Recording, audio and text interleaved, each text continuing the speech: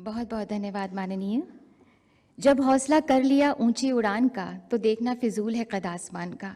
ये कर्म वीरों की वसुंधरा है, जरूरतमंदों का आसरा है, बदलाव का हर प्रहरी यहाँ डटा है। आज prime ministers award for excellence in public administration 2021 प्रदान किए जाएंगे। कुल 16 पुरस्कार दिए जा रहे हैं। हमारी विनम्र अनुनय है माननीय प्रधानमंत्री जी आपसे कि कृपया अपने कर कमलों द्वारा ये पुरस्कार प्रदान करें। माननीय आपसे विनम्र निवेदन है, कृपया मंच के सामने आने की कृपा करें। माननीय पुरस्कारों की घोषणा के साथ ही एक लघु फिल्म उनकी उपलब्धि पर दिखाई जाएगी। इसके बाद पुरस्कार विजेता मंच पर आकर पुरस्कार ग्रहण करेगा।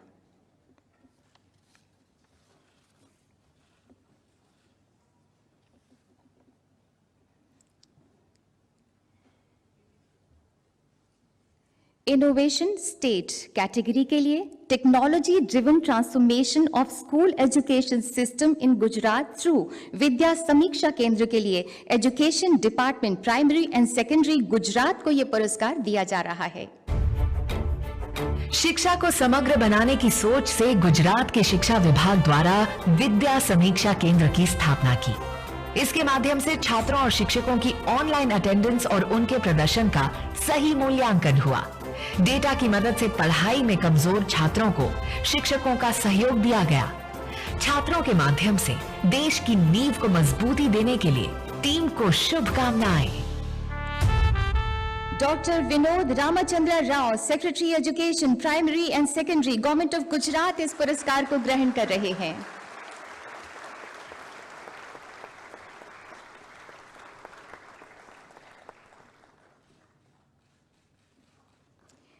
इनोवेशन स्टेट कैटेगरी के लिए ही एग्रीकल्चर डिपार्टमेंट लद्दाख को पुरस्कार दिया जा रहा है। DRDO के defence institute of high altitude research की मदद से लद्दाख क्षेत्र के लिए पैसिव सोलर ग्रीन हाउस की स्थापना कर प्रदेश को आत्मनिर्भर बनाया। इस तकनीक की मदद से 315 सोलर ग्रीन हाउसेस की स्थापना की, जिससे 206 टन से अधिक हरी सब्जियों का उत्पादन हुआ। प्रदेश को आत्मनिर्भर बनाने के लिए टीम को शुभकामनाएं। पुरस्कार ग्रहण करने मंच पर श्री रविंद्र कुमार, एडमिनिस्ट्रेटिव सेक्रेटरी लद्दाख, आ रहे हैं।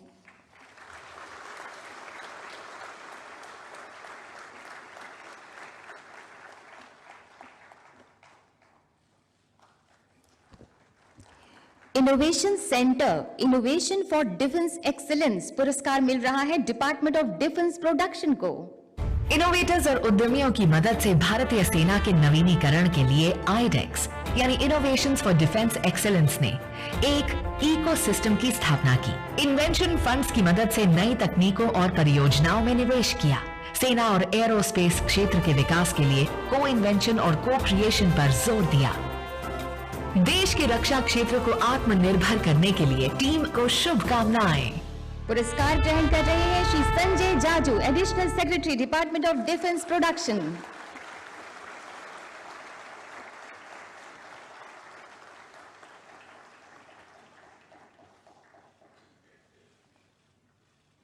इसी कैटेगरी में पुरस्कार दिया जा रहा है डिपार्टमेंट ऑफ लैंड रिसोर्सेज को नेशन जेनेरिक डॉक्यूमेंटेशन सिस्टम के लिए। भारत में व्यापार को आसान करने के साथ साथ नागरिकों के जीवन को आसान बनाने की दिशा में कारगर कदम उठाया। एक देश एक सॉफ्टवेयर को ध्यान में रख प्रॉपर्टी एवं प्रॉपर्टी से जुड़े दूसरे दस्तावेजों के पंजीकरण के लिए जेनेरिक प्लेटफॉर्म स्थापित किया। नागरिकों के जीवन को आसान बनाने के लिए टीम को शुभकामनाएं। पुरस्कार ग्रहण करने के लिए मंच पर आ रहे हैं Shri Hukum Singh Meena, additional secretary department of land resources.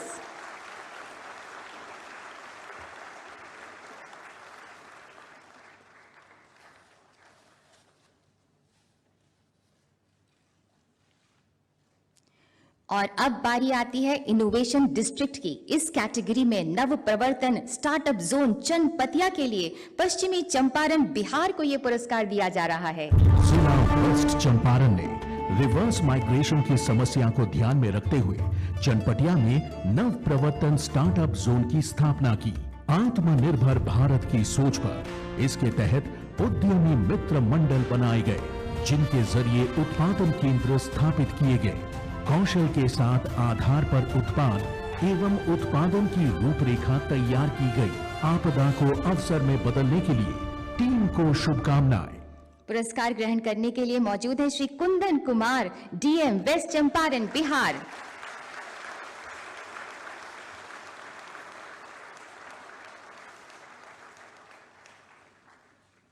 इसी कैटेगरी में बाजी जीती है प्रोजेक्ट संपूर्ण बोंगईगांव, असम ने। जिला बोंगईगांव ने कुपोषण की समस्या को दूर करने की दिशा में संपूर्ण अभियान की शुरुआत की। स्वस्थ बच्चों की मांओं की मदद से कुपोषित बच्चों को बड़ी मदर प्रोग्राम में शामिल किया। नेशनल रूरल लाइवलीहुड मिशन के अंतर्गत हर मां को सेल्फ हेल्प समूह में शामिल कर नियमित आय सुनिश्चित की गई। जिले को कुपोषण मुक्त करने और महिलाओं के सशक्तिकरण के लिए टीम को शुभकामनाएं। पुरस्कार ग्रहण करेंगी doctor MS Lakshmi Priya, DC, Bongaigaon, Assam.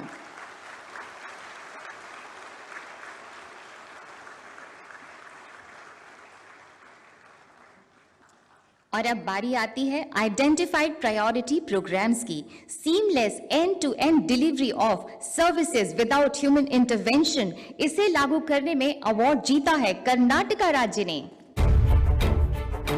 And to end service without human intervention scheme के तहत सेवा सिंधु की स्थापना की। इसके अंतर्गत 74 कार्यालयों एवं 798 सेवाओं को सिंगल विंडो के जरिए डिजिटली जनता तक पहुंचाया। इस कदम के चलते अब तक 2 करोड़ से अधिक सेवाओं का सफल वितरण किया जा चुका है। कार्य की कुशल प्रणाली को जन जन तक पहुंचाने के लिए टीम को शुभकामनाएं। पुरस्कार ग्रहण कर रही हैं Shrimati Deepti Aditya Kanade, director, EDCS, government of Karnataka.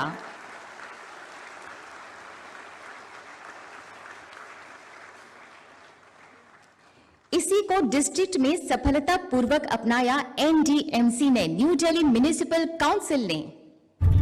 नागरिकों के हित को ध्यान में रखते हुए जन्म एवं मृत्यु प्रमाण पत्र जारी करने की प्रक्रिया को ऑनलाइन किया। शहरी योजना को GIS मैपिंग की मदद से कुशल बनाते हुए सभी आधारभूत ढांचों का मानचित्रण किया। NDMC के तहत आने वाली सेवाओं के भुगतान के लिए ऑनलाइन पेमेंट की सक्षम प्रणाली तैयार की। कार्य प्रणाली को पेपरलेस, सक्षम और पारदर्शी बनाने के लिए टीम को शुभकामनाएं। इस पुरस्कार को प्राप्त कर रहे हैं Shri Dharmendra, chairman, NDMC, Delhi.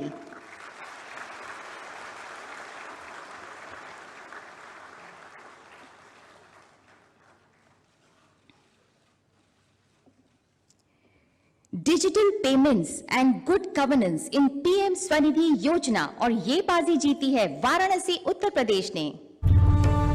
PM Svanidhi के अंतर्गत स्ट्रीट वेंडर्स को आत्मनिर्भर बनाने के लिए पोर्टल की स्थापना की। ऋण वितरण के लिए शिविर लगाए, वेंडर्स को डिजिटल ट्रांजैक्शन के लिए प्रेरित किया। इन प्रयासों की मदद से वाराणसी ऋण वितरण के मामले में राष्ट्रीय स्तर पर अव्वल रहा। विक्रेताओं को आत्मनिर्भर बनाने की इस मुहिम के लिए टीम को शुभकामनाएं। पुरस्कार ग्रहण करेंगे Shri Kaushal Raj Sharma, DC, Varanasi, Uttar Pradesh.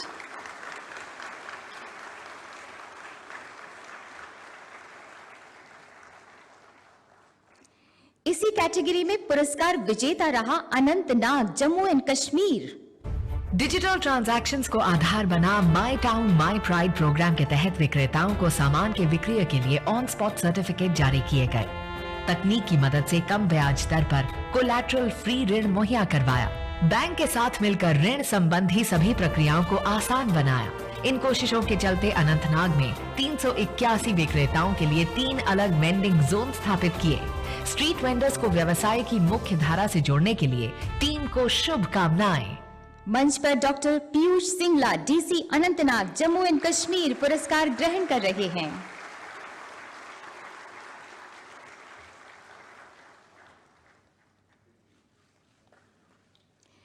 Holistic development through one district one product, इस कैटेगरी में अव्वल रहा दरभंगा, बिहार। मखाना के लिए मशहूर दरभंगा में एक जिला एक उत्पाद के अंतर्गत जिला प्रशासन ने मखाना उत्पाद में वृद्धि और गुणवत्ता के लिए किसानों को प्रशिक्षित किया। मखाना प्रोसेसिंग, पैकेजिंग और मार्केटिंग पर विशेष ध्यान से कारोबार और रोजगार में बढ़ोतरी हुई, जिसका सीधा लाभ अब यहाँ के मखाना कृषकों और उद्यमियों को मिल रहा है। प्रयासों को परिणाम में बदलने के लिए टीम को शुभकामनाएं। पुरस्कार लेने मंच पर आए हैं श्री राजीव रोशन, डीएम दरभंगा, बिहार।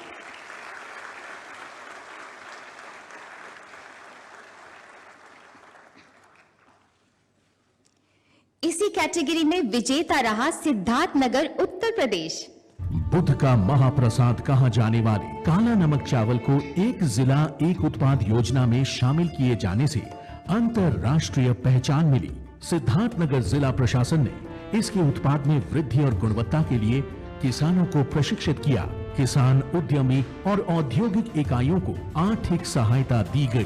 काला नमक चावल के व्यापार को प्रोत्साहन देने के लिए टीम को शुभकामनाएं। मंच पर आ रहे हैं श्री दीपक मीना, डीसी सिद्धार्थनगर, उत्तर प्रदेश।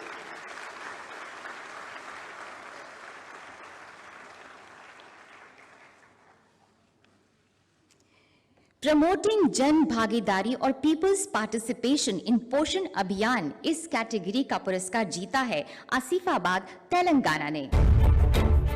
जिला प्रशासन आसिफाबाद ने पोषण अभियान को एक आंदोलन का रूप दिया।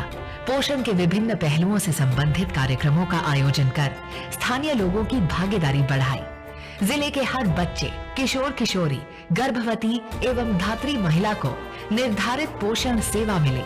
इंटीग्रेटेड मिलेट प्रोग्राम शुरुआत की। प्रयासों को परिणाम में बदलने के लिए आपकी टीम को शुभकामनाएं। पुरस्कार लेने मंच पर आ रहे हैं श्री राहुल राज, पीएस, कलेक्टर, आसिफाबाद, तेलंगाना।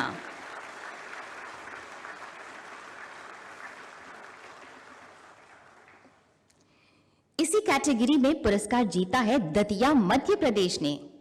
पोषण योजना के तहत दतिया जिला प्रशासन ने मेरा बच्चा अभियान की शुरुआत की, जिसके अंतर्गत कुपोषण से ग्रस्त मां और बच्चों की पहचान कर उन्हें कुपोषण से सुपोषण कार्यक्रम में शामिल किया। कुपोषण को जड़ से मिटाने के लिए एडॉप्शन कार्यक्रम चलाया। जिला दतिया में कुपोषण को जड़ से मिटाने के लिए टीम को शुभकामनाएं। पुरस्कार ग्रहण करने मंच पर श्री संजय कुमार, डीएम, दतिया, मध्य प्रदेश आ रहे हैं।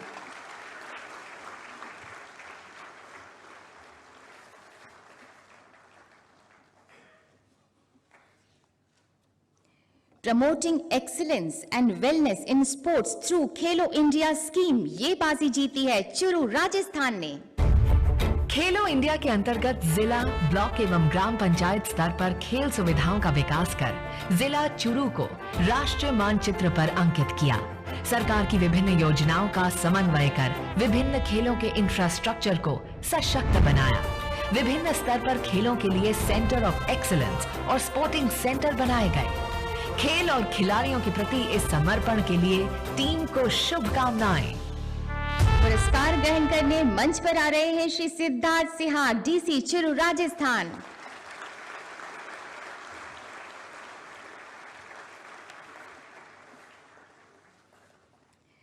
इसी कैटेगरी में कमाल दिखाया विष्णुपुर, मणिपुर ने।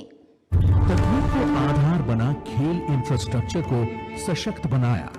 खिलाड़ियों के उत्साह एवं मनोबल को बढ़ाने के लिए खेलो इंडिया के साथ दूसरी योजनाओं का भी समावेश किया। जिले में आज 2000 से अधिक राष्ट्रीय स्तर के खिलाड़ी हैं, जबकि 25 से अधिक खेलों के लिए 60 से अधिक खेल परिसर एवं सुविधाएं हैं। खेल को आधार बना खिलाड़ियों को बढ़ावा देने के लिए टीम को शुभकामनाएं। श्री लोरेम्बाम विक्रम, डीसी, विष्णुपुर, मणिपुर, इस पुरस्कार को ग्रहण कर रहे हैं।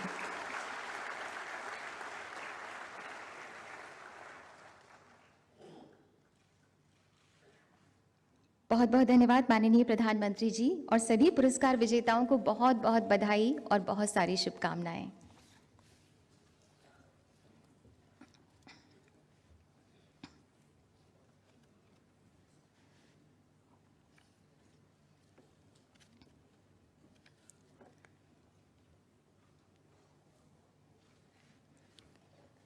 आज दुनिया टकटकी लगाए धड़कते और बढ़ते भारत को देख रही है। माननीय प्रधानमंत्री जी एक ऐसे अडिग विजनरी लीडर हैं जो भारत को विश्व शिखर पर ले जाने के लिए अधीर हैं। भारत भी विश्वास के साथ इस ऊंची उड़ान के लिए तैयार है, क्योंकि उसके पास सही दिशा और नेतृत्व है। विजन इंडिया एट 2047 का लक्ष्य है। डिजिटल इंडिया और सिटीजन सेंट्रिक गवर्नेंस का मंत्र है, सुशासन का संकल्प है। विकास के ज्योतिपुंज माननीय प्रधानमंत्री जी से अब हमारी विनम्र अनुनय है कि कृपया हम सबको संबोधित करें, हम सबका मार्गदर्शन करें।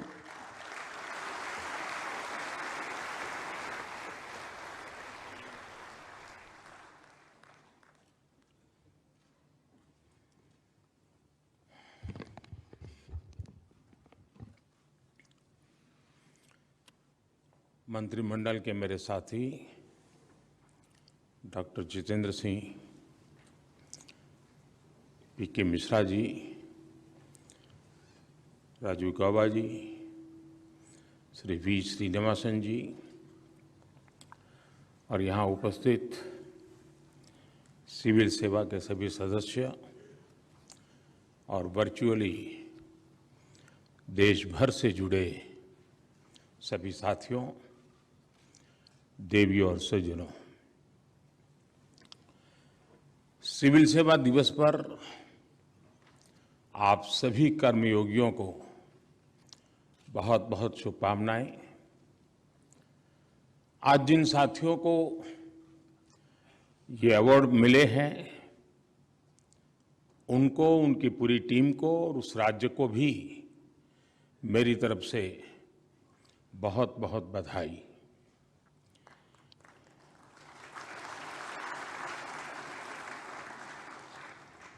लेकिन मेरी आदत थोड़ी ठीक नहीं है, इसलिए मुफ्त में बधाई देता नहीं हूं मैं। कुछ चीजों के इसके साथ हम जोड़ सकते हैं क्या? ये मेरे मन में ऐसे ही आए हुए विचार हैं, लेकिन आप उसको अपने एडमिनिस्ट्रेटिव सिस्टम के तराजू पे तोलना, ऐसे ही मत कर देना। जैसे हम एक कर सकते हैं कि जहां भी हमारे सिविल सर्विस से जुड़े जितनी भी ट्रेनिंग इंस्टीट्यूट्स हैं, चाहे विदेश मंत्रालय की हो, पुलिस विभाग की हो, या मसूरी हो, या रेवेन्यू हो, कोई जहां भी है आपके, क्योंकि काफी बिखरा हुआ सारा ये कारोबार चल रहा है, हर सप्ताह 1-1.5 घंटा वर्चुअली ये जो अवार्ड विनर है, वे अपने ही राज्य से इस पूरी कल्पना क्या थी, कैसे शुरू किया, कौन सी कठिनाइयां आई, पूरा प्रेजेंटेशन दे वर्चुअली इन सबको, ट्रेनीज को, क्वेश्चन आंसर्स हो। और हर सप्ताह ऐसे 2 अवार्ड विनर्स के साथ अगर विशेष चर्चा हो, तो मैं समझता हूं कि जो नई पीढ़ी आ रही है, उनको एक प्रैक्टिकल अनुभव, बातें, चीजों का लाभ मिलेगा। और इसके कारण जिन लोगों ने इस काम को अचीव किया है, उनको भी इस काम के प्रति जुड़े रहने का एक आनंद आएगा। धीरे धीरे उसमें इनोवेशन होते रहेंगे, एडिशन होता रहेगा। दूसरा एक काम, ये जो आज 16 साथियों को यहाँ अवार्ड मिला है, हम सभी देश के 700 से भी अधिक जो जिले हैं, उन सबको निमंत्रित करें कि इन 16 में से आप किसी एक स्कीम को सिलेक्ट कीजिए, किसी एक व्यक्ति को इंचार्ज बनाइए और आप 3 महीने 6 महीने के प्रोग्राम के अंतर्गत इसको कैसे लागू करेंगे, लागू करने की दिशा में क्या करेंगे। और मान लीजिए पूरे देश में से 20 डिस्ट्रिक्ट ऐसे निकले जिन्होंने एक स्कीम को सिलेक्ट किया है, तो कभी उन 20 डिस्ट्रिक्ट का वर्चुअल समिट करके जिस व्यक्ति का जिस टीम का ये काम है, उनके साथ उनकी बातचीत हो और राज्य में से कौन टॉप बनता है इस पर इम्प्लीमेंटेशन में, इसी को इंस्टीट्यूशनलाइज करते हुए उस जिले का इसको स्वभाव में परिवर्तित करने के लिए क्या कर सकते हैं, और पूरे देश में से वन स्कीम वन डिस्ट्रिक्ट हम कंपटीशन को ऊपर कर ला सकते हैं क्या? और जब 1 साल के बाद मिले तो उसका भी जिक्र करें, उसको अवार्ड देने की जरूरत नहीं अभी, लेकिन जिक्र हो कि भाई ये स्कीम जो 2022 में जिनको सम्मान किया गया था वो चीज यहां तक पहुंच गई। अगर मैं समझता हूं कि हम लोग इसको इंस्टीट्यूशनलाइज करने के लिए इंस्टीट्यूशनलाइज करें, क्योंकि मैंने देखा है कि सरकार का स्वभाव जब तक वो किसी कागज के चौखट में चीज नहीं आती है वो चीज आगे बढ़ नहीं पाती है। इसलिए किसी चीज को इंस्टीट्यूशनलाइज करना है तो उसके लिए एक इंस्टीट्यूशन बनानी पड़ती है। तो जरूरत पड़े तो ये भी एक व्यवस्था खड़ी कर दी जाए तो हो सकता है कि अदरवाइज क्या होगा कि भाई चलिए, कुछ तो ऐसे लोग होते हैं कि जो मन में तय करते हैं कि मुझे ये अचीव करना है, तो 365 दिन दिमाग उसी में खपाते हैं, सभी को उसी में जोड़ देते हैं और एक आध अचीव कर लेते हैं और अवार्ड भी प्राप्त कर लेते हैं, लेकिन बाकी चीजों को देखें तो कहीं पीछे रह जाते हैं। तो ऐसी कमियां भी महसूस ना हो, एक स्वस्थ स्पर्धा का वातावरण बने, उस दिशा में अगर हम कुछ सोचे तो शायद जो हम चाहते हैं कि एक बदलाव आए वो बदलाव शायद हम ला सकते हैं। साथियों, आप जैसे साथियों से इस प्रकार से संवाद मुझे लगता है शायद 20-22 साल से मैं लगातार इस काम को कर रहा हूं। और पहले मुख्यमंत्री के रूप में करता था, एक छोटे दायरे में करता था, प्रधानमंत्री बनने के बाद थोड़ा बड़े दायरे में हुआ और बड़े बड़े लोगों के साथ हुआ, और उसके कारण एक प्रकार से हमें अन्योन्य कुछ आपसे मैं सीखता हूं, कुछ मेरी बातें आप तक पहुंचा पाता हूं, तो एक प्रकार से संवादना एक अच्छा सा हमारा ये माध्यम बना है, परंपरा बनी है। और मुझे खुशी है कि मुझे बीच में कोरोना के कालखंड में थोड़ा कठिनाई रही, अदरवाइज मेरा प्रयास रहा है कि मैं आप सबसे मिलता रहूं, आपसे बहुत कुछ जानता रहूं, समझने का प्रयास करूं, और अगर संभव हो तो उसको अगर मेरे व्यक्तिगत जीवन में उतारना है तो उसको उतारूं, और कहीं व्यवस्था में लाना है तो व्यवस्था में लाने का प्रयास करूं। लेकिन यही एक प्रक्रिया है जो हमें आगे बढ़ाती है। हर किसी से सीखने का अवसर होता ही होता है। हर किसी के पास किसी न किसी को कुछ देने का सामर्थ्य होता ही है, और अगर हम उस भाव को विकसित करते हैं तो स्वाभाविक रूप से उसको स्वीकार करने का मन भी बन जाता है। साथियों, इस बार का आयोजन वो रूटीन प्रक्रिया नहीं है। मैं इसे कोई विशेष समझता हूं। विशेष इसलिए समझता हूं कि आजादी के अमृत महोत्सव में जब देश आजादी के 75 साल मना रहा है, तब हम इस समारोह के कर रहे हैं। क्या हम एक काम कर सकते हैं क्या? और मैं मानता हूं कि इसको हमने, क्योंकि कुछ चीजें होती हैं जो सहज रूप से नया उमंग उत्साह भर देती है। मान लीजिए आप जिस डिस्ट्रिक्ट में काम करते हैं और पिछले 75 साल में उस डिस्ट्रिक्ट के मुखिया के रूप में जिन्होंने काम किया है, उसमें से कुछ जीवित होंगे, कुछ नहीं होंगे। इस आजादी के अमृत महोत्सव के निमित्त एक बार उस डिस्ट्रिक्ट में उन सबको बुलाइए। उनको भी अच्छा लगेगा, 30-40 साल के बाद वो उस जगह पे वापस गए हैं। आपको भी अच्छा लगेगा, उनके पुराने लोगों को याद करेंगे यानी एक प्रकार से उस जिला इकाई में किसी ने 30 साल पहले काम किया होगा, किसी ने 40 साल पहले काम किया होगा, जो बाहर से वहां आएगा वो भी एक नई ऊर्जा लेके जाएगा, और जो वहां है उसको भी अच्छा ये देश के कैबिनेट सेक्रेटरी वो कभी यहां थे, उसके लिए बड़े आनंद की बात हो जाएगी। और मुझे पक्का विश्वास है कि हमने इस दिशा में जरूर प्रयास करना चाहिए। मुझे विचार इसलिए आया, शायद मैं नाम तो भूल गया, गोडबोले जी या Deshmukh, I forgot the name, हमारे कैबिनेट सेक्रेटरी रहे थे। तो एक बार, और बाद में वो अपना जीवन रक्तपित्त के लोगों की सेवा में उन्होंने रिटायर्ड होने के बाद खपा दिया। तो गुजरात में उन्होंने कहा वो रक्तपित्त से संबंधित कार्यक्रम के लिए आए थे, मुझे मिलना हुआ।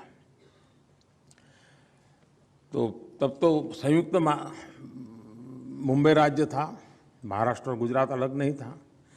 तो उन्होंने मुझे बताया, मैं बनासकांठा में डिस्ट्रिक्ट कलेक्टर था, और बाद में बोले महाराष्ट्र अलग बना, तो मैं महाराष्ट्र कैडर चला गया और फिर मैं भारत सरकार में चला गया।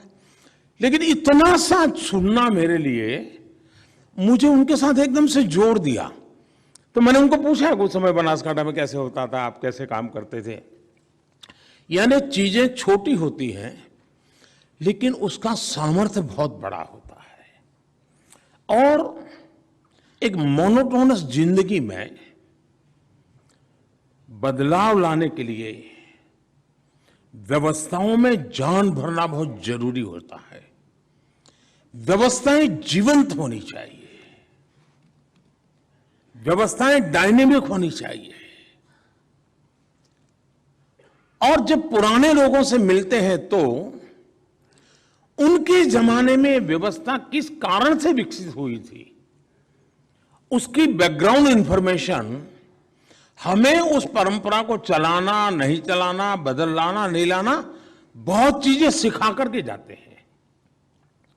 मैं चाहूंगा कि आजादी के इस अमृत काल में आप अपने डिस्ट्रिक्ट में, जो पहले डिस्ट्रिक्ट कलेक्टर के रूप में काम करके गए हैं, एक बार अगर हो सके उनका मिलने का कार्यक्रम बनाइए। आपके उस पूरी डिस्ट्रिक्ट के लिए वो एक अनुभव नया आएगा। उसी प्रकार से राज्यों में जो चीफ सेक्रेटरी के नाते काम करके गए हैं, एक बार राज्य के मुख्यमंत्री उन सबको बुला ले, देश के प्रधानमंत्री जितने भी कैबिनेट सेक्रेटरी रहे हैं कभी उनको बुला लें। हो सकता है कि क्योंकि आजादी का अमृत काल 75 साल की इस यात्रा में भारत को आगे बढ़ाने में सरदार पटेल का ये जो तोहफा है हमें सिविल सर्विस का, इसके जो ध्वजवाहक लोग रहे हैं, जो आज उसमें से जितने भी जीवित हैं, उन्होंने कुछ न कुछ तो योगदान दिया ही है इस देश को आज तक पहुंचाने में। उन सबका स्मरण करना, उनका मान सम्मान करना, ये भी आजादी के अमृत काल में इस पूरी सिविल सर्विस को ऑनर करने वाला विषय बन जाएगा। मैं चाहूंगा इस 75 साल की यात्रा उनको हम समर्पित करें, उनका गौरवगान करें और एक नई चेतना लेकर के हम आगे बढ़ें, और उस दिशा में हम प्रयत्न कर सकते हैं। साथियों, ये हमारा जो अमृत काल है, ये अमृत काल सिर्फ बीते 7 दशक का जय जयकार करने का ही है, ऐसा नहीं है। मैं समझता हूं हम 70 से 75 गए होंगे, रूटीन में गए होंगे, 60 से 70 गए होंगे, 70 से 75 गए होंगे, रूटीन में गए होंगे। लेकिन 75 से 2047 इंडिया एट 100, ये रूटीन नहीं हो सकता है। ये आज का अमृत महोत्सव हमारा वो एक वाटरशेड होना चाहिए, जिसमें अब 25 साल को एक इकाई के रूप में ही हमने देखना चाहिए, टुकड़ों में नहीं देखना चाहिए।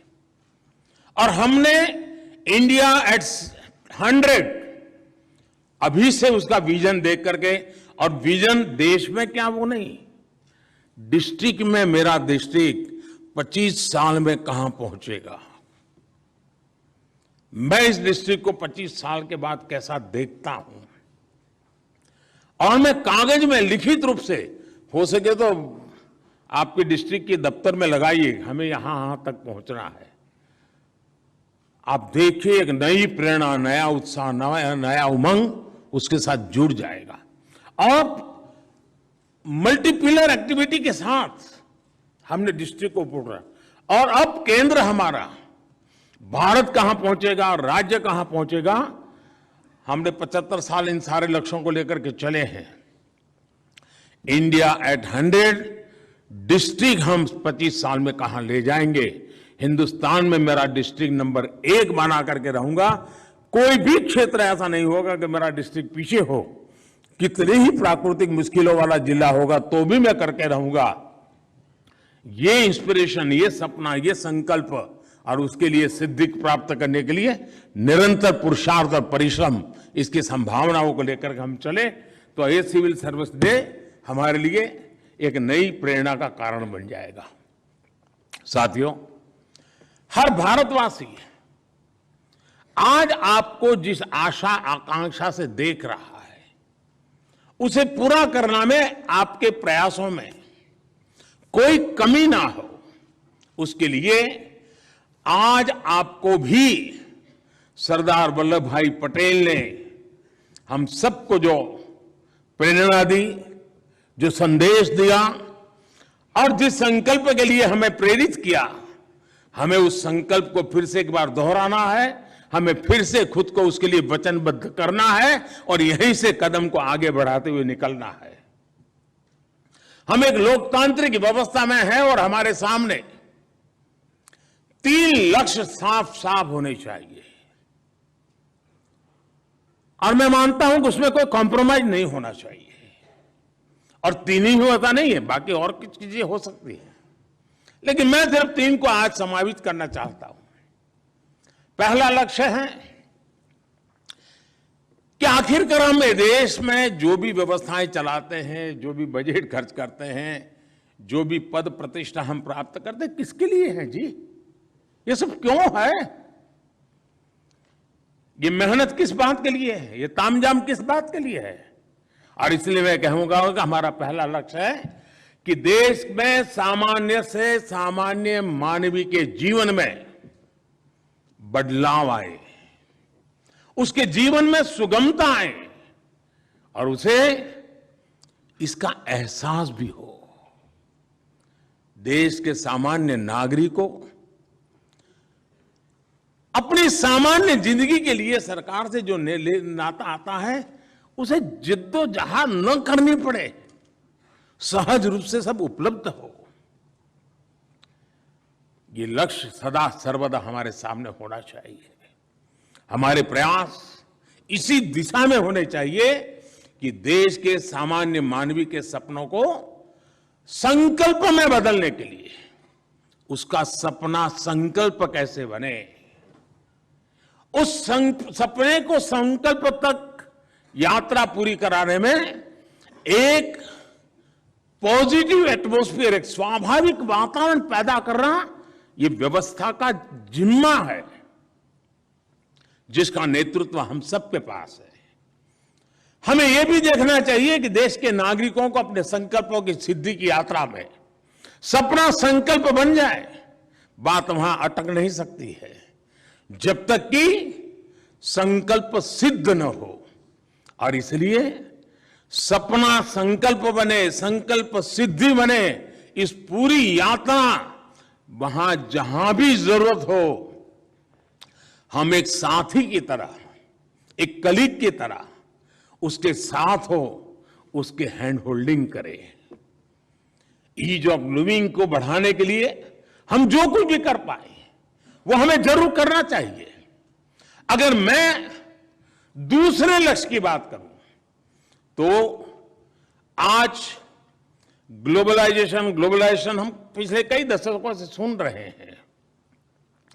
हो सकता है भारत कभी दूर से इन चीजों को देखता था, लेकिन आज स्थिति कुछ अलग है।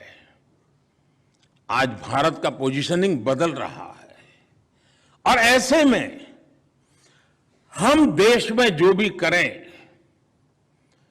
उसको वैश्विक संदर्भ में करना अब हमारे लिए समय की मांग है।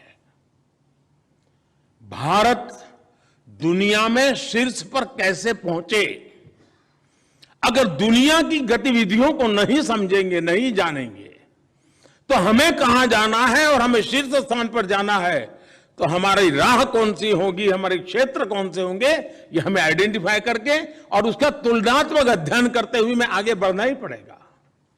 हमारी जो योजनाएं हैं, हमारे गवर्नेंस के जो मॉडल हैं, वो हमें इसी संकल्प के साथ विकसित करने हैं। हमें कोशिश ये भी करनी है कि उनमें नवीनता आती रहे, उनमें आधुनिकता आती रहे। हम पिछली शताब्दी की सोच, पिछली शताब्दी के नीति नियमों से अगली शताब्दी की मजबूती का संकल्प नहीं कर सकते हैं, और इसलिए हमारी व्यवस्थाओं में, हमारे नियमों में, हमारी परंपराओं में पहले शायद बदलाव लाने में 30 साल 40 साल चले जाते होंगे तो चलता होगा। बदलते हुए विश्व और तेज गति से बदलते हुए विश्व में हम पलक पलक के हिसाब से चलना पड़ेगा, ऐसा मेरा मत है। अगर मैं आज तीसरे लक्ष्य की बात करूं, जो एक प्रकार से मैं दोहरा रहा हूं, क्योंकि इस बात को मैं लगातार कह रहा हूं, सिविल सर्विस का सबसे बड़ा काम ये कभी भी हमारे लक्ष्य से ओझल नहीं होना चाहिए। व्यवस्था में हम कहीं पर भी हो, पद पर हम कहीं पर हो, लेकिन हम जिस व्यवस्था से निकले हैं उस व्यवस्था में हमारी वो प्राइम रिस्पॉन्सिबिलिटी है, और वो है देश की एकता, देश की अखंडता। उसमें हम कोई कॉम्प्रोमाइज नहीं कर सकते। स्थानीय स्तर पर भी हम जब भी कोई निर्णय करें, वो निर्णय कितना ही लोक लुभावना हो, वाहवाही बटोरने वाला हो, कितना ही आकर्षक लगता हो, लेकिन एक बार उस तराजू से भी उसको तोल दीजिए कि मेरा ये छोटे से गांव में कर रहा हूं जो निर्णय है, कहीं वो मेरी देश की एकता अखंडता के लिए रुकावट बनने वाला है, तो मैं कोई बीज तो नहीं बोल रहा हूं। आज तो अच्छा लगता हो, प्रिय लगता हो, लेकिन श्रेयस्कर न हो। और महात्मा गांधी हमेशा श्रेय और प्रेय की बात लगातार करते थे। हम उस बात की ओर आग्रही बने। हम नकारात्मकता को छोड़ करके हम ये भी देखें, हमारा कोई भी फैसला देश की एकता को मजबूत करने वाले स्पिरिट से जुड़ा होना चाहिए।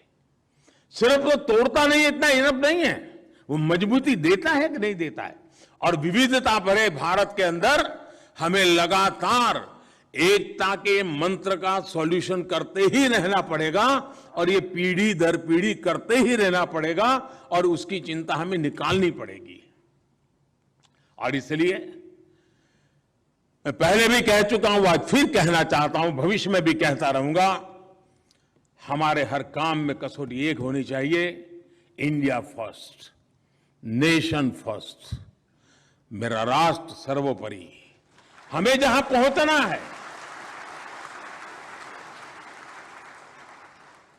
लोकतंत्र में शासन व्यवस्थाएं भिन्न भिन्न राजनीतिक विचारों से पीड़ित हो सकती है, और वो भी लोकतंत्र में आवश्यक भी है, लेकिन प्रशासन की जो व्यवस्थाएं हैं उसके केंद्र में देश की एकता और अखंडता और निरंतर भारत की एकता को मजबूत करने के मंत्र को हमने आगे बढ़ाना चाहिए। साथियों, अब जैसे हम डिस्ट्रिक्ट लेवल पे काम करते हैं, राज्य लेवल पे काम करते हो, या भारत सरकार पे काम करते हो, क्या इसका कोई सर्कुलर निकलेगा क्या कि नेशनल एजुकेशन पॉलिसी में से क्या क्या मुझे मेरे डिस्ट्रिक्ट के लिए उठाना है, उसमें से कौन सी चीजें लागू करनी है। इस ओलंपिक के बाद देश के अंदर खेल कूद के प्रति जो जागरूकता आई है, उसको मेरे डिस्ट्रिक्ट लेवल पर एक इंस्टीट्यूशनलाइज करके मेरे डिस्ट्रिक्ट से भी खिलाड़ी तैयार हो, ये नेतृत्व कौन देगा? क्या सिर्फ खेलकूद विभाग देगा कि पूरी टीम की जिम्मेवारी होगी? अब अगर मैं डिजिटल इंडिया की बात करता हूं तो क्या मेरे डिस्ट्रिक्ट में डिजिटल इंडिया के लिए मैं कुछ टीम बन करके सोच रहा हूं क्या? आज मार्गदर्शन करने के लिए कुछ करना पड़े ऐसी जरूरत है ही नहीं। अब जैसे आज यहां 2 कॉफी टेबल बुक का लॉन्चिंग हुआ, लेकिन इस बात को न भूलें कि ये coffee table book hard copy नहीं है, ई कॉपी है। क्या मैं भी मेरे जिले में, मेरे राज्य में ये हार्ड कॉपी के चक्कर से बाहर निकलूंगा क्या? वरना मैं भी बड़े बड़े थप्पे बना दूंगा और बाद में कोई लेने वाला नहीं निकलता है। हम बनाएं। अगर आज हमें देखने को मिला है कि भाई यहां ई कॉफी टेबल बुक बनाए, तो मतलब हम भी आदत डालें कि हम भी जरूरत पड़ेगी, हम भी ई कॉफी टेबल बुक बनाएंगे। यानी ये चीजों को परकोलेट करने की हमारी जिम्मेवारी बनती है, उसको अलग से कहना ना पड़े। मेरा कहने का तात्पर्य यही है कि आज डिस्ट्रिक्ट को गाइड करने के लिए किसी व्यवस्था की जरूरत पड़े, ऐसी जरूरत नहीं है। सारी चीजें आज अवेलेबल है। डिस्ट्रिक्ट में किसी एक चीज में पूरा जिला अगर उठ करके खड़ा हो जाता है, अचीव कर लेता है, तो बाकी चीजों पर पॉजिटिव इंपैक्ट अपने आप आना शुरू कर जाता है। साथियों, भारत की महान संस्कृति की यह विशेषता है कि हमारा देश, और मैं बात बड़ी जिम्मेवारी के साथ कह रहा हूं, हमारा देश राज्य व्यवस्थाओं से नहीं बना है। हमारा देश राज सिंहासनों की बपोती नहीं रहा है, न ही राज सिंहासनों से यह देश बना है। यह देश सदियों से, हजारों वर्ष के लंबे कालखंड से उसकी जो परंपरा रही है, वो जन सामान्य के सामर्थ्य को लेकर के चलने की परंपरा रही है। आज जो भी हमने प्राप्त किया है वो जन भागीदारी की तपस्या का परिणाम है, जनशक्ति की तपस्या का परिणाम है, और तब जाकर के देश नई ऊंचाइयों को प्राप्त कर सकता है। पीढ़ी दर पीढ़ी के योगदान से समय की जो भी आवश्यकताएं थी उनको पूरा करते हुए, उन परिवर्तनों को स्वीकार करते हुए, जो काल बाह्य है उसको छोड़ते हुए, हम वो समाज है, में जीवन समाज है जिसने काल बाह्य परंपरा को खुद ने तोड़ फोड़ उठा करके फेंक दिया है। हम आंखें बंद करके उसको पकड़ करके जीने वाले लोग नहीं है, समयानुकूल परिवर्तन करने वाले लोग हैं। दुनिया में, मैं एक दिन, बहुत साल पहले की बात है, अमेरिका के स्टेट डिपार्टमेंट से मेरी बातें हो रही थी। तब तो मैं राजनीति में, मेरी कोई पहचान भी नहीं थी, मैं कोने में एक छोटा सा कार्यकर्ता था, लेकिन किसी कारण से मेरा कुछ विशेष संबंध रहता था, तो वहां मेरे से चर्चा चली। मैंने कहा, दुनिया के अंदर कोई भी समाज, आस्तिक हो नास्तिक हो, इस धर्म को मानता है, उस धर्म को मानता हो, लेकिन मृत्यु के बाद की उसकी जो मान्यताएं हैं उसके विषय में वो ज्यादा बदलाव करने का साहस नहीं करता है। वो वैज्ञानिक है नहीं है, उपयुक्त है कि नहीं है, समय रहते उसको छोड़ना चाहिए नहीं चाहिए, उसमें वो साहस नहीं करता है। वो मृत्यु के बाद की जो सोच बनी हुई, परंपरा बनी, उसे जकड़ के रखता है। मैंने कहा, हिंदू एक ऐसा समाज है भारत का कि जो कभी मृत्यु के बाद गंगा के तट पर चंदन की लकड़ी में अगर जलता था शरीर, तो उसको लगता था कि मेरा अंतिम कार्य पुण्यता से हुआ। वही व्यक्ति घूमता इलेक्ट्रिक स्मशान गृह तक चला गया, उसको कोई संकोच नहीं आया। इस समाज की परिवर्तनशीलता की एक बहुत बड़ी ताकत का इससे बड़ा कोई सबूत नहीं हो सकता। विश्व का कितना ही आधुनिक समाज हो, मृत्यु के बाद उसकी जो धारणा है उसको बदलने का सामर्थ्य नहीं होता है। हम उस समाज के लोग हैं, इस धरती की एक ताकत है कि हम मृत्यु के बाद की व्यवस्थाओं में भी अगर आधुनिकता की जरूरत पड़ी तो उसको स्वीकार करने के लिए तैयार होते हैं। और इसलिए मैं कहता हूं कि यह देश ये नित्य नूतन, नित्य परिवर्तनशील, नवीन को स्वीकारने के सामर्थ्य वाली एक समाज व्यवस्था का परिणाम है कि आज उस महान परंपरा को गति देना हमारे जिम्मे है। क्या हम उसे गति देने का काम कर रहे हैं क्या? फाइल को ही गति देने से जिंदगी बदलती नहीं है साथियों।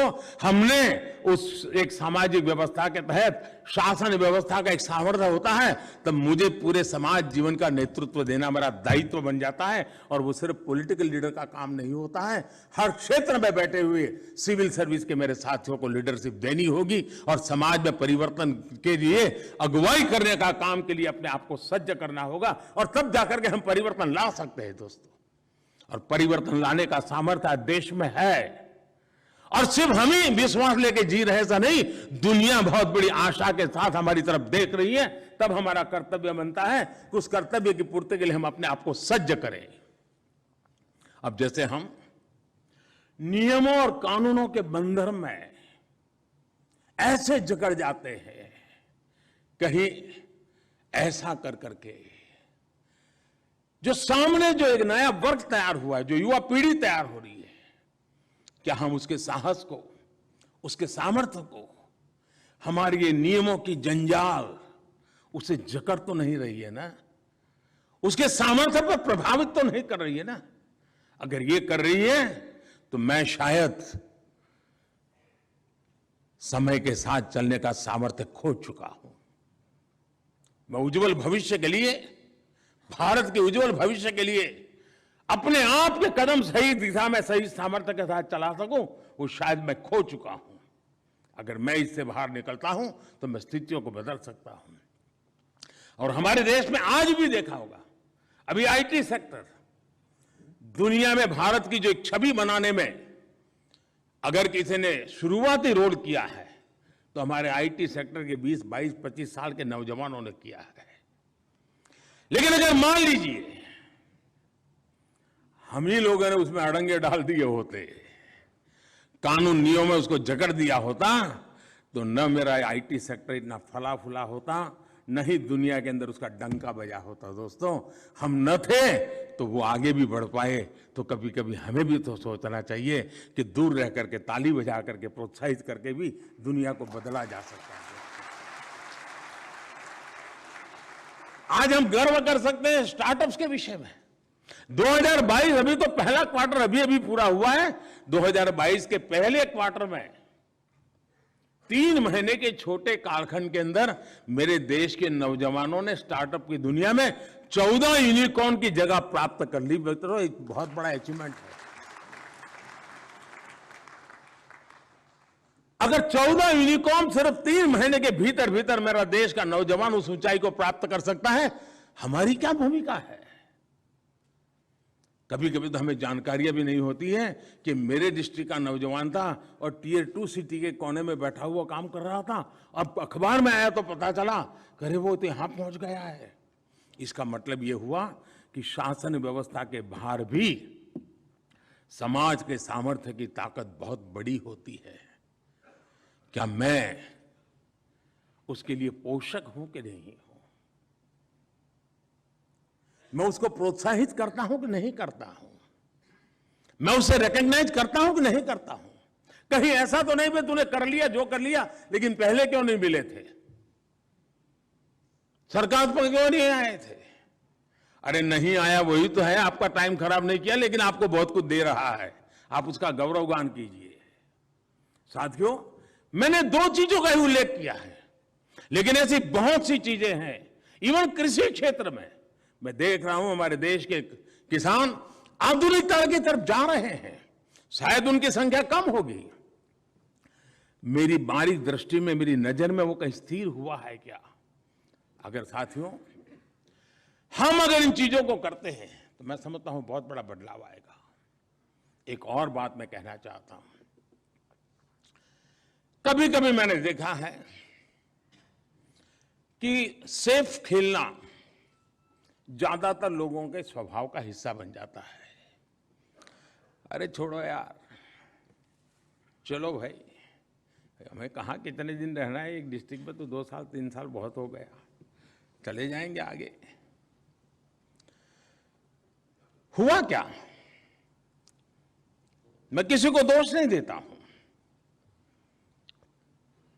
लेकिन जब एक एश्योर्ड व्यवस्था मिल जाती है, जीवन की सिक्योरिटी पक्की हो जाती है, तो कभी कभी स्पर्धा का भाव नहीं रहता है।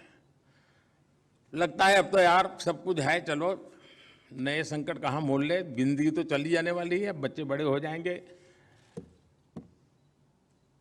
कहीं कहीं मौका तो मिलना ही मिलना है उनको, हमें क्या करना है। और उसमें से खुद के प्रति भी उदासीन हो जाते हैं, व्यवस्था छोड़ो खुद के लिए भी उदासीन हो जाते हैं। ये जिंदगी जीने का तरीका नहीं है दोस्तों। स्वयं के प्रति कभी उदासीन नहीं होना चाहिए।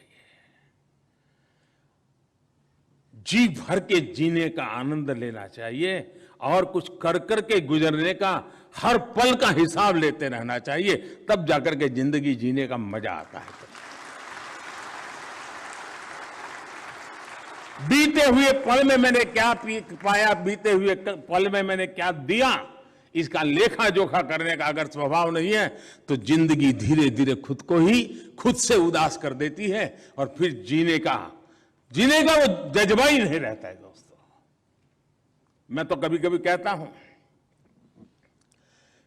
कि एक सितार वादक और एक टाइपिस्ट, दोनों का फर्क देखा है क्या? एक कंप्यूटर ऑपरेटर उंगली को ही खेल करता है, लेकिन 45-50 की उम्र पहुंचते हुए कभी मिलोगे तो बड़ी मुश्किल से ऊपर देखता है।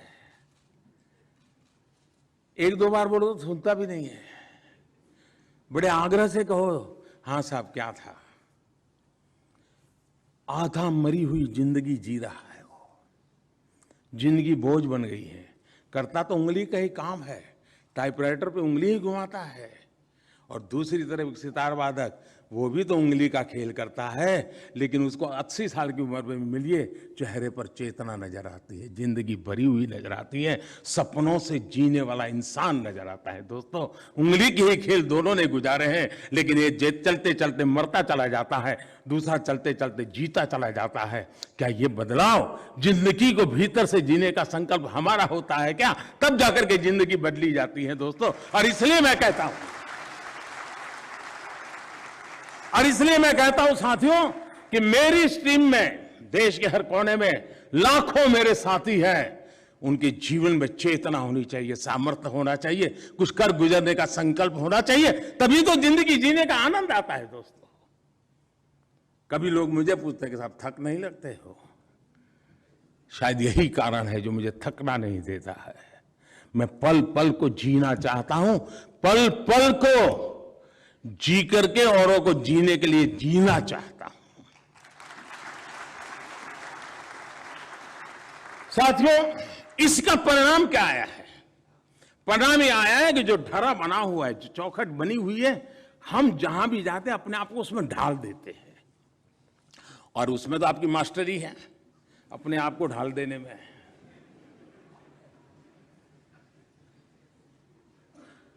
किसी को ये अच्छा लगता होगा, लेकिन मुझे लगता है कि शायद ये जिंदगी नहीं है दोस्तों। जहां जरूरत है वहां तो ढाल दें, जहां जरूरत है वहां ढाल बन जाए, लेकिन जरूरत है वहां ढाल बन करके उस बदलाव के लिए भी कदम उठाएं, ये भी जरूरत होता है। क्या हमने सहज रूप से गवर्नेंस में रिफॉर्म, ये हमारा सहज स्वभाव बना है क्या? छोटी छोटी चीजों